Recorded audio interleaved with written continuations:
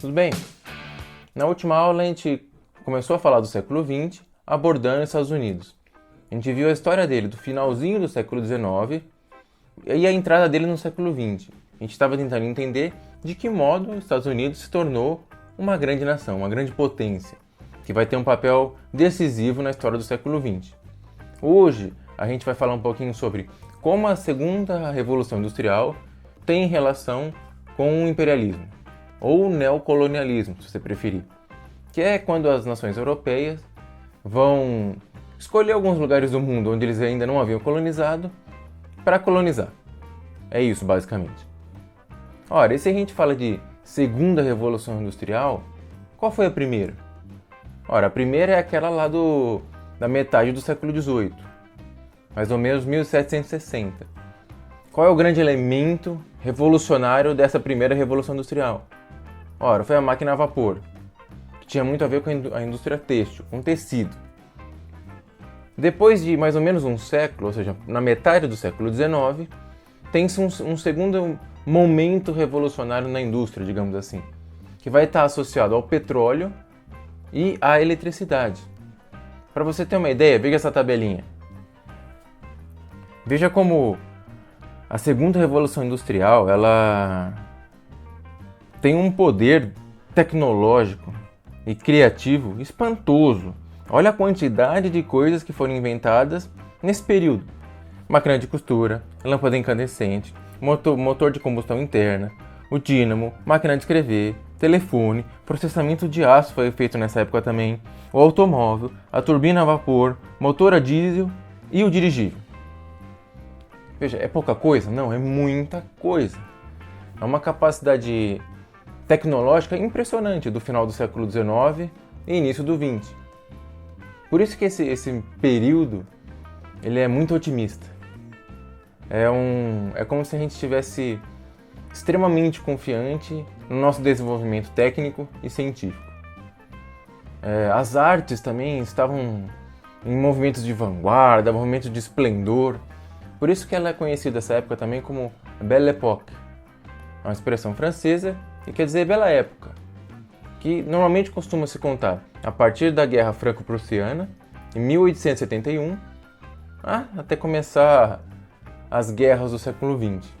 Então é um período marcado por incrível otimismo.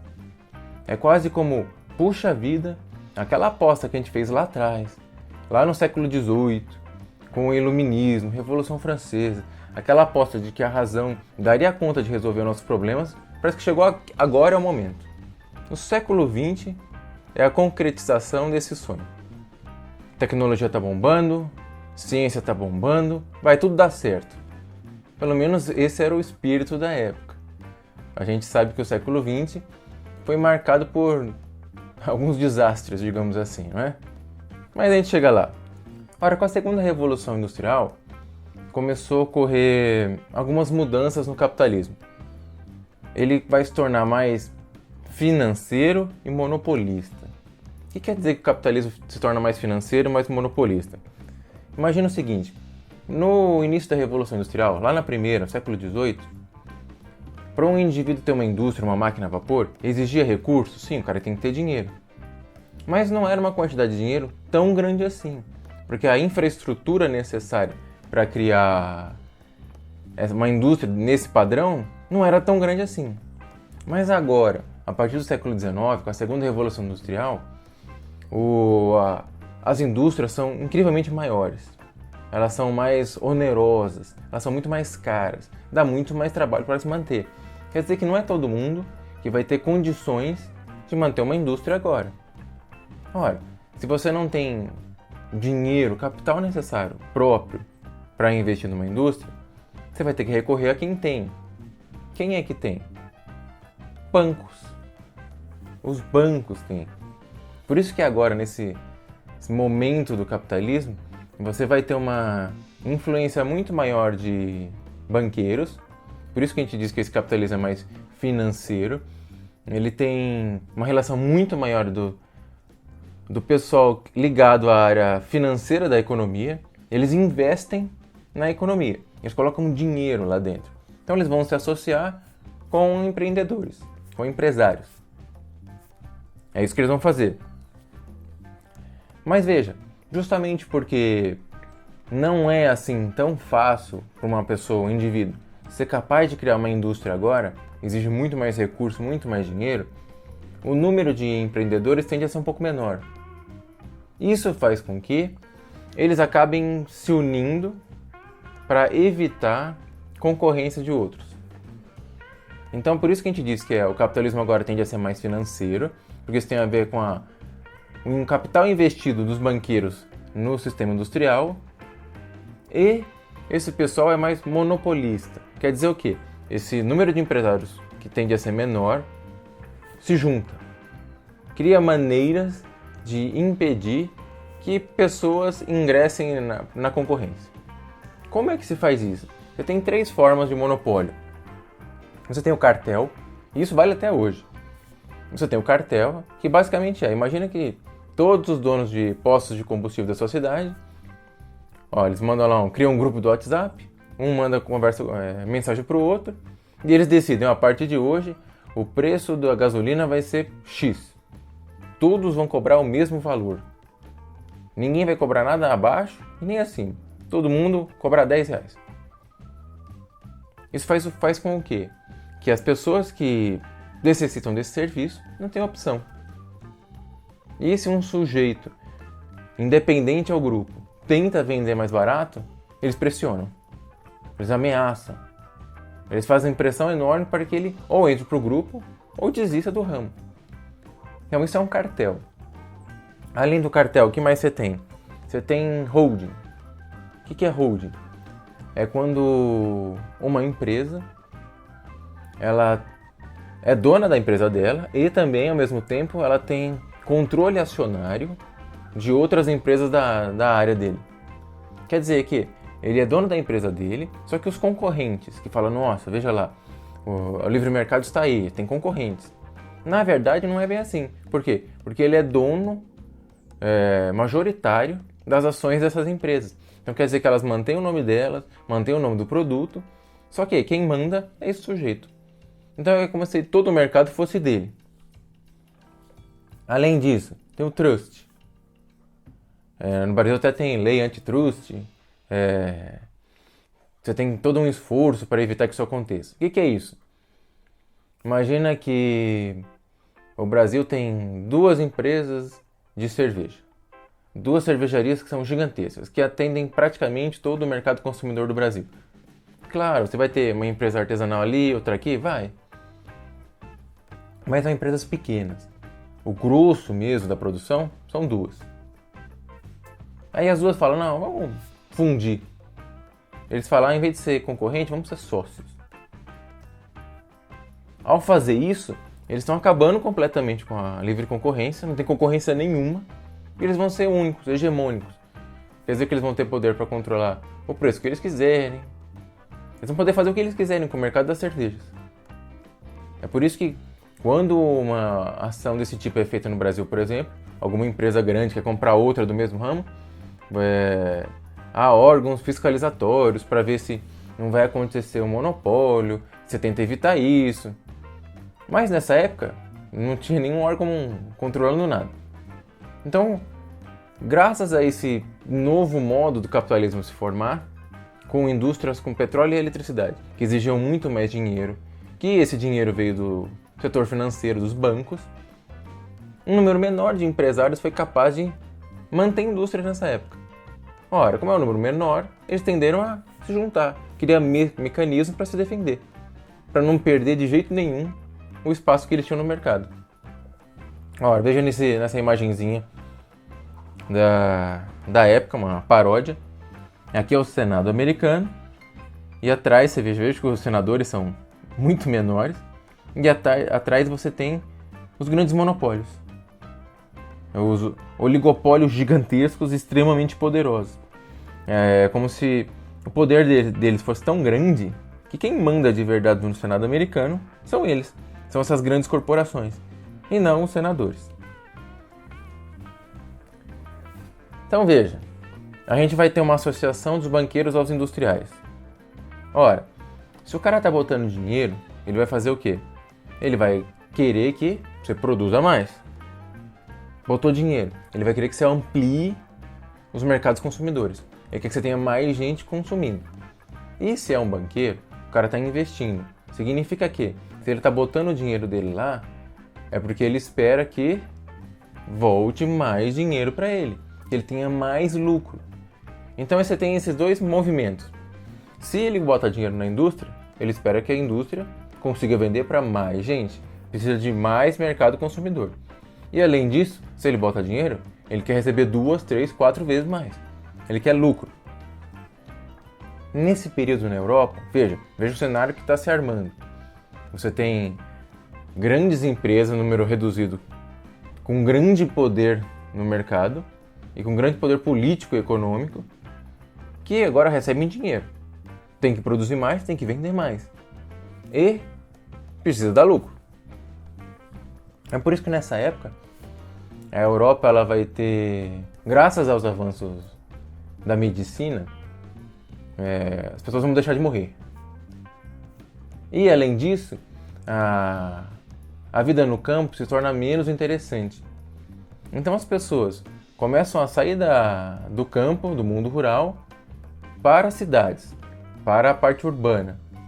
E as pessoas param de morrer com 30 anos de idade, graças a Deus. Elas começam a viver mais. Então o que acontece na Europa? Boom! Um grande crescimento populacional. Como havia necessidade para esses empresários de aumentar o mercado consumidor e para isso, para produzir mais, eles precisavam de matéria-prima, vai ocorrer nesse momento o maior movimento migratório da história humana. Veja nesse mapinha aqui. Vai sair entre 1800 e 1930 por volta de 35 milhões de pessoas vão sair da Europa. Esse é um número espantoso.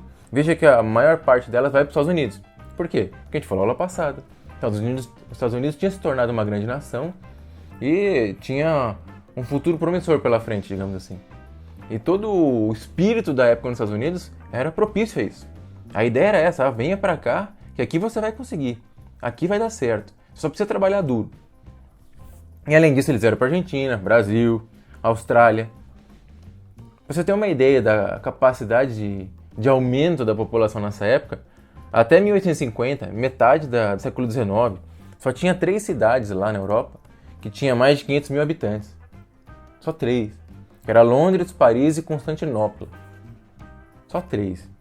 Em 1900, 50 anos depois, pelo menos 9 cidades já tem mais de 1 milhão. Então o crescimento é gigantesco. Então você tem o seguinte cenário na Europa. Segunda Revolução Industrial. Eletricidade, petróleo. Setor financeiro, bancos, investindo na indústria. Se investe na indústria, espera que eles produzam mais mercado consumidor e que eles tragam lucro. Tem que trazer mais capital. Ora, ao mesmo tempo, a população europeia está crescendo. Em parte porque saiu do mundo rural, êxodo rural, para a cidade. E além disso, as pessoas deixaram de morrer tanto. Começaram a morrer mais tarde. A longevidade se tornou maior nessa época. Por isso que o espírito de otimismo é gigantesco nessa época. Fala, puxa vida, olha lá. A gente cria um monte de máquinas, de tecnologia, a gente está trazendo progresso para o povo e as pessoas estão morrendo menos. Nossa, século XX tinha tudo para deslanchar. Mas não foi bem o que aconteceu.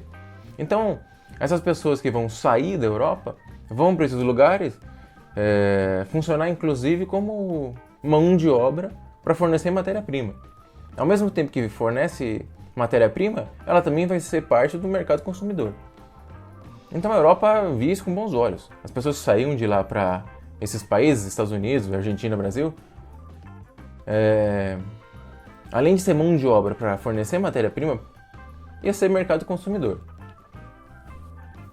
Mas aí você chega num pequeno impasse, uma pequena dificuldadezinha para esses países industriais. Qual é? Como é que você vai vender a sua produção industrial, que é cada vez maior, Tá cada vez mais. Você mais e mais. Você está produzindo cada vez mais produtos. Como é que você vai despachar todos esses produtos se os seus concorrentes, os países vizinhos da Europa, começam, ao mesmo tempo que produzem um monte, eles começam a criar taxas protecionistas. O que é uma taxa protecionista? Você cria dificuldades, você aumenta impostos, você faz com que o produto que vem de fora seja mais caro do que o produto produzido no seu país. O Brasil gosta de fazer bastante isso. A ideia é, vamos proteger a indústria nacional. Aí, a partir de hoje, para você comprar um computador vindo dos Estados Unidos, ele vai ter uma taxa de 20%. Se você comprar no Brasil, ele é 15% mais barato. Sabe? São taxas que tentam impedir o livre comércio. Então, estava acontecendo isso. Ao mesmo tempo que essas potências produziam enormemente, elas se fechavam para os produtos vizinhos. Então, você tem um pequeno impasse. Pô, você está produzindo, só que ao mesmo tempo você se fecha para os mercados vizinhos, para quem você vende? Já é uma pequena crise, digamos assim. Como é que você resolve esse problema? Ora, os europeus eles vão ter uma ideia muito boa. Veja, lá no século XV, XVI, alguns países já fizeram isso. Foram para outras áreas do mundo e colonizaram. O que eles pensaram? Puxa vida, talvez a solução para o nosso problema seja esse. A gente possa olhar para regiões onde a gente ainda não chegou e tomar posse. Foi basicamente o que eles fizeram. Falaram, olha, onde foi que a gente ainda não se meteu lá e causou algumas confusões? Basicamente, África e Ásia. A Oceania também vai entrar na parada, mas em relação à extensão e capacidade de domínio ali, a África e a Ásia são espantosos o que aconteceu lá. Então eles tiveram essa ideia. Já sei, vamos expandir o nosso domínio pelo mundo. Esse domínio não é igual em todos os lugares. Tem, digamos que, vários graus de domínio. Você pode dominar um país economicamente. O que é um domínio econômico? É quando o país ainda é independente, você não botou nenhum exército lá dentro, você não controla politicamente aquele país, ele é independente, só que você tem influência nesse país, a tal ponto em que esse país adota medidas que economicamente costumam ser ruins para ele e benéficos para você. Então o país ainda é independente, não tem nenhum exército europeu lá dentro, não tem nenhum político europeu mandando lá dentro, só que você tem um poder de influência tal que você faz com que alguns acordos econômicos que não são tão vantajosos para esse país acabem sendo assinados porque é vantajoso para você. Digamos que essa é uma forma branca assim, de domínio. Além disso, você poderia ter protetorados. O que é um protetorado? É quando você trata uma área como um aliado. Os governantes locais se mantêm, só que eles se submetem a uma autoridade do seu país. E essa autoridade vive dentro daquele outro país. Lá, imagina a Índia. Ele vai ser seu protetorado. Você vai ter influência sobre esse lugar. Só que você não tira os governantes de lá. Só que você enfia um governante novo, um governante seu lá dentro. E esses governantes locais se submetem ao poder desse governante. Então já é um pouquinho mais agressivo do que o simples domínio econômico. Você, de fato, interfere politicamente ali dentro. E é claro, se politicamente você interfere, é claro que economicamente você vai fazer acordos que favoreçam você e não necessariamente esse país dominado. Além dessas duas maneiras, domínio econômico e protetorado, você poderia ter colonização direta. O que quer dizer isso? Quer dizer que você tem domínio militar, político e econômico. Quer dizer que você entrou lá dentro, você botou o exército lá e você tomou conta. É você que manda lá dentro. Essa é digamos que é o grau máximo de domínio.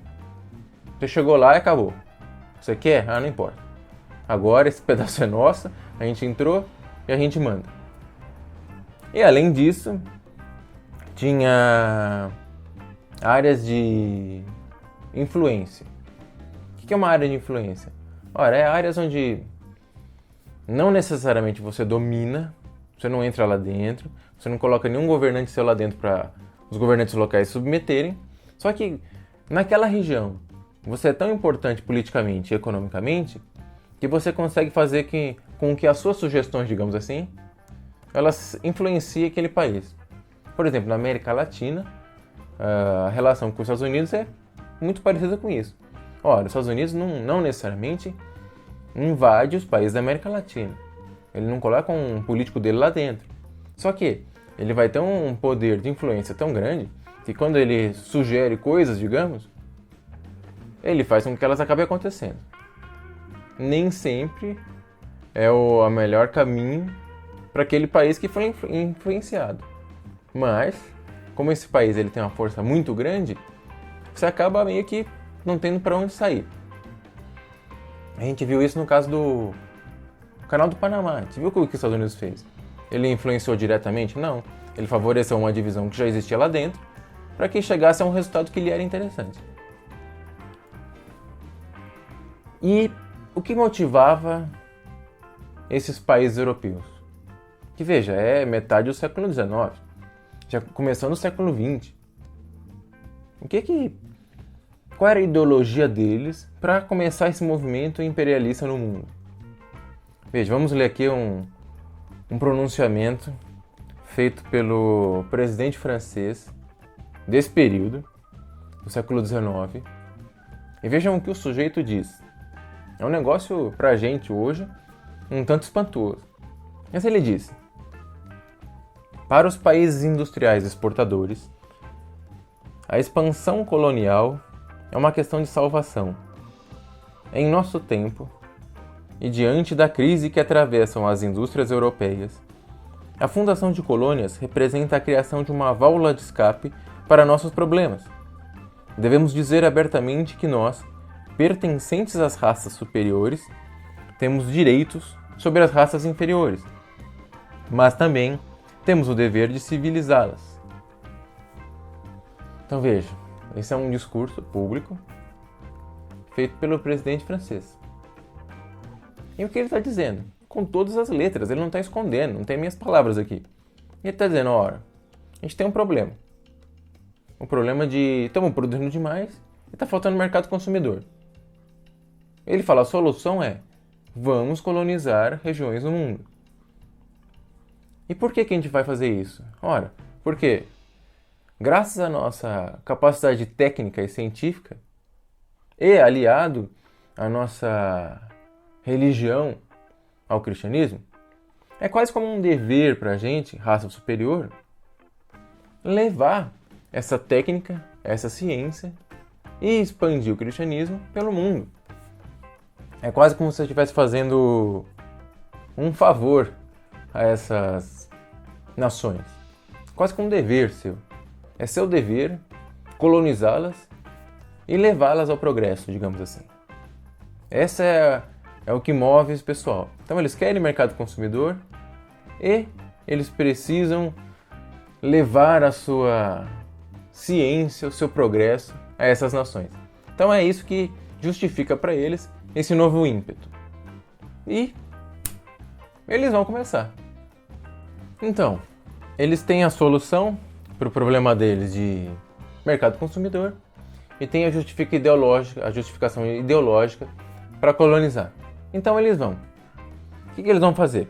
Vai ter uma conferência famosa chamada de Conferência de Berlim, que ocorre de novembro de 1884 a fevereiro de 1885. E que eles vão fazer o quê? Eles vão fazer isso aqui que está nesse mapa. Eles vão partilhar, dividir a África. Esse documento produzido nesse período, inclusive, se chama Partilha da África. E você pode ver aqui que só sobrou 2 regiões da África que não foram dominadas. Você percebe que esses sujeitos sentaram numa mesa e fizeram o quê? Falaram, não, eu quero esse país aqui, eu quero aquele outro. cada um foi pegando para si. Foi o que eles fizeram. Se você olha aqui no mapa, veja aqui. Veja que o negócio parece uma régua, não é? Aqui na África Ocidental alemã. Parece uma régua. Ora, isso foi uma das consequências dessa partilha. Quando eles estavam lá na mesa, dividindo, falando, não, eu pego esse pedaço, eu pego aquele, eles não estavam ligando se naquela região tinha um povo A, um povo B, que brigavam com o povo C, se dividindo a região aqui no meio, você vai acabar dividindo o povo A no meio. Ninguém liga para isso. Ele não liga se, nesse novo território que ele acabou de fazer, vai juntar dois povos inimigos. Ele não tá nem aí. Ele vai tentar pegar o máximo de território possível. Imagina, todo mundo numa mesa assim, Alemanha, França, sei lá, Inglaterra.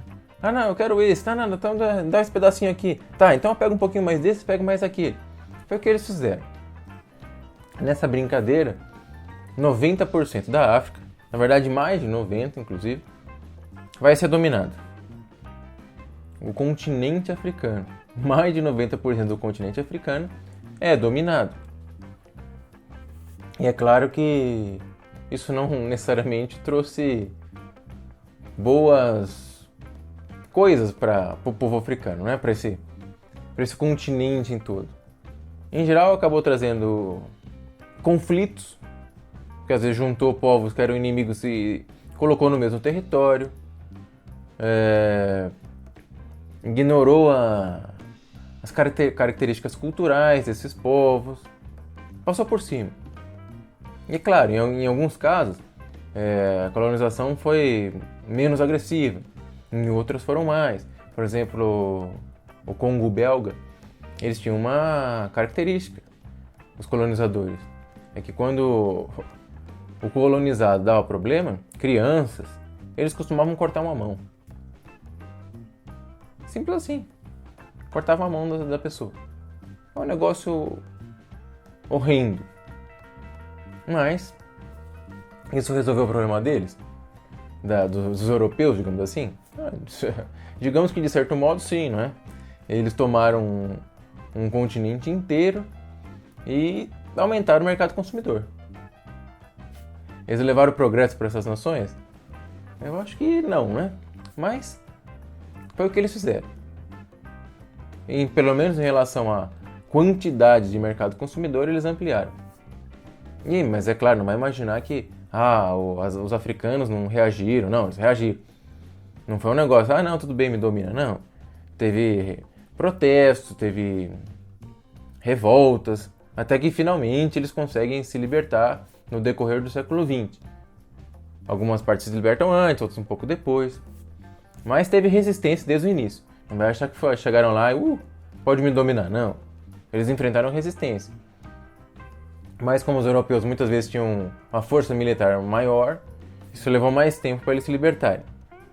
Ora, além da África, o que mais foi dominado? A Ásia. Na Ásia, você tem basicamente três regiões aí, 3 países que eram alvo. A Índia, a China e o Japão. Veja aqui nesse mapinha. Você vê que parte da China, da Índia, tem grande influência britânica. Aí você olha aqui, essa região próxima ao Japão, você percebe que o Japão estava dominando. Vai falar, poxa vida, como assim o Japão estava dominando? O que aconteceu aí, né, no meio da história? Aconteceu o quê? O Japão, até 1867, ele era fechado. Era um período em que ele era dominado por shogun, que era um chefe militar. Então é um período chamado de shogunato. Durante esse período em que o chefe militar mandava, em que as famílias dos proprietários rurais tinham um grande poder, grande influência nessa sociedade, aconteceu o quê? O Japão ficou fechado em si o tempo todo. Ele não se abria. Então, metade do século XIX, o Japão está fechado. Com o chefe militar tendo um grande poder e as famílias dos proprietários rurais, grande influência também. Em 1853, os Estados Unidos, eles vão mandar uma esquadra de navios, a Esquadra Negra do Comodoro Perry, que vai obrigar o Japão a abrir os portos. Significa que o Japão estava fechado em si, não comercializava com outras nações, e ele vai obrigar o Japão a começar a comercializar. Em face disso, o Japão vai começar a mudar. Vai fazer com que o poder imperial se fortaleça. E a partir de 1867, vai começar um movimento de industrialização do Japão. Vai ser a era Meiji, que é o governo esclarecido.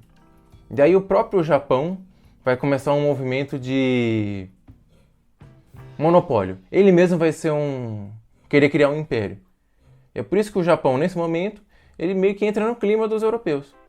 Ele começa a criar um império dele nessa região. Além do Japão, no caso da Índia, que a gente viu nesse mapinha aqui, olha o mapinha de novo, eles sofreram influência inglesa, que começa lá no século XVIII com a Companhia das Índias Orientais. Basicamente, a Índia vai ficar sob domínio britânico. Você conhece a história do Gandhi, o sujeito que vai se colocar contra esse domínio britânico, aquela coisa toda. Mas a Índia vai cair sob o poder dos britânicos. Os britânicos vão fazer o que quiserem lá dentro. Até vai ter movimentos de revolta, resistência? Vai. Em 1857 e 1858, vai ter uma revolta que chama Revolta dos Cipaios, que tentam libertar a Índia desse controle britânico. Só que o poderio militar britânico é infinitamente superior e essa revolta é esmagada, destruída. Além da Índia e do Japão, que o Japão mesmo virou um imperialista, a gente tem a China. Veja, nesse mapinha aqui, veja que a China ela tem área de dominação econômica. Os britânicos, diferente do que aconteceu na Índia, eles não dominaram em todo o seu esplendor, digamos assim, a China. Mas eles tiveram bastante influência econômica. O que acontecia no caso da China? Ora, a relação entre Grã-Bretanha e China já vinha de algum tempo. Os britânicos sempre compraram chá dos chineses. E era um tipo de comércio que valia muito a pena para os chineses. O chá valia bastante dinheiro e era muito bem-vindo. Só que os britânicos não encontravam nenhum produto que conseguisse agradar os chineses. Os produtos industrializados, as roupas, essas coisas não pegavam o povo chinês. Até que, por volta de 1820, os britânicos vão descobrir finalmente um produto que agrada a eles, que é o ópio, que é uma droga.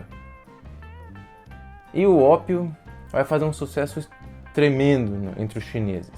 Vai ter casa de ópio, as pessoas vão ficar lá fumando, ficando doidonas.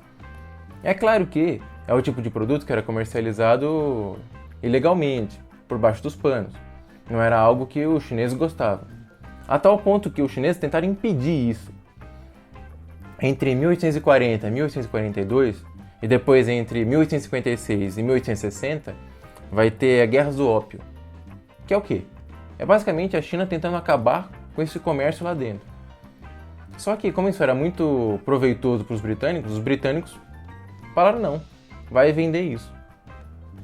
Claro, os chineses brigaram, só que o poderio militar britânico era muito superior.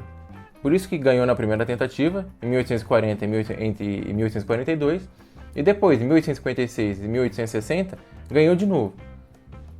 Ganhando essa disputa, ele vai obrigar a China a assinar um tratado que chama Tratado de Nanquim, que basicamente impunha condições de comércio que eram desfavoráveis para a China e obrigou a China a transferir para a Grã-Bretanha Hong Kong.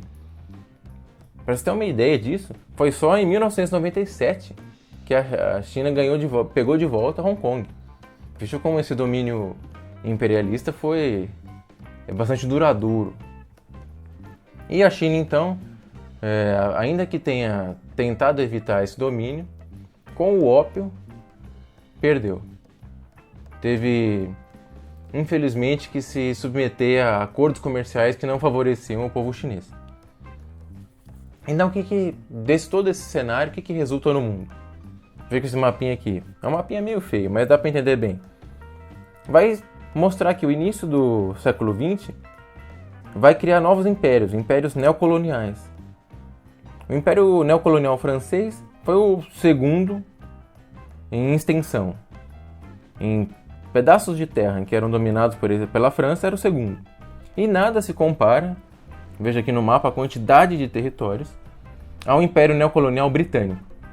Para você ter uma ideia, no começo do século XX, 23% do território mundial, 23% do mundo, estava sob domínio britânico. Isso é muito, é muito. Por isso que já viu em história do Brasil, que mesmo no Brasil em que ele não dominava, como uma colônia, ele influenciou e muito aqui dentro.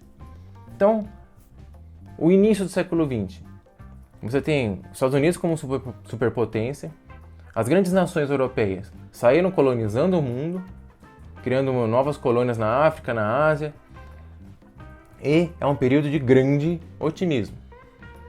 A ideia é, vai dar tudo certo agora. Só que, lamentavelmente, as coisas não correram desse jeito. E logo mais, esse pessoal tão civilizado vai partir para a briga que acabaria com todas as brigas, que foi a Grande Guerra, que logo depois foi intitulada de Primeira Guerra Mundial. Por quê? Porque ela não foi a única. Logo teremos a segunda. Mas isso é para a próxima aula. Até mais!